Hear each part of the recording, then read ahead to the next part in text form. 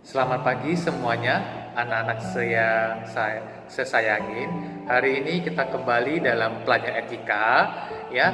Minggu lalu kita sudah belajar bersama bagaimana menjadi seorang anak yang ramah. Untuk poin kedua yaitu selalu memberi salam dan sapa kepada setiap orang yang ditemuin.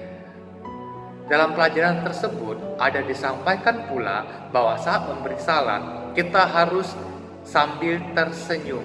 Kenapa harus tersenyum? Karena tersenyum merupakan salah satu cara yang paling sederhana untuk menunjukkan bahwasannya rasa hormat kita kepada orang tersebut, ya. Dengan tersenyum kita membuat orang lain bahagia.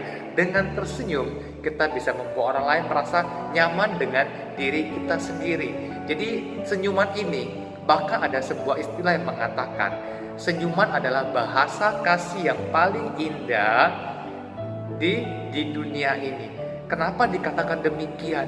Ya, apapun agama kita, apapun suku kita, apapun warga negara kita, siapapun itu pasti menyukai senyuman.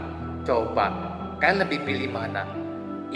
Dari keempat gambar ini, mana yang kalian pilih? Gambar nomor 1, 2, 3, atau 4?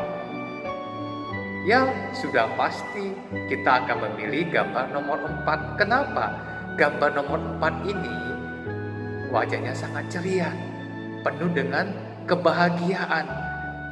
Ini yang harus kita tunjukkan kepada orang-orang.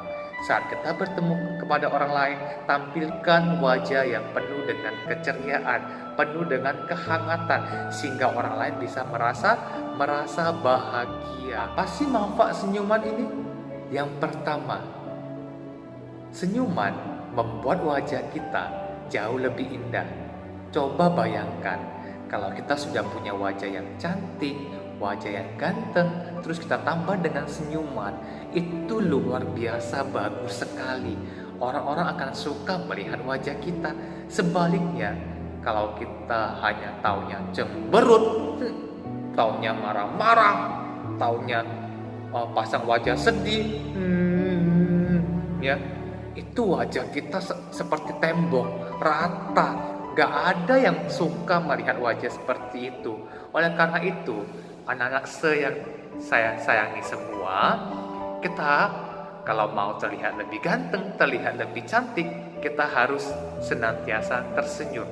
Manfaat kedua, senyuman membuat orang-orang di sekeliling kita merasa bahagia, membuat orang-orang di sekeliling kita merasa nyaman. Ketika kita bermain-main dengan teman-teman, ya, teman-teman pasti akan lebih nyaman saat kita bisa menampilkan wajah yang ceria, wajah yang penuh dengan kebahagiaan.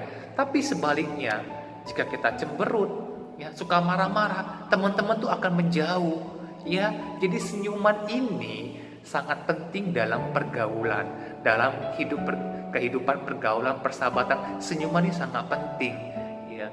Selanjutnya, ternyata senyuman ini sangat bermanfaat untuk kesehatan. Kenapa?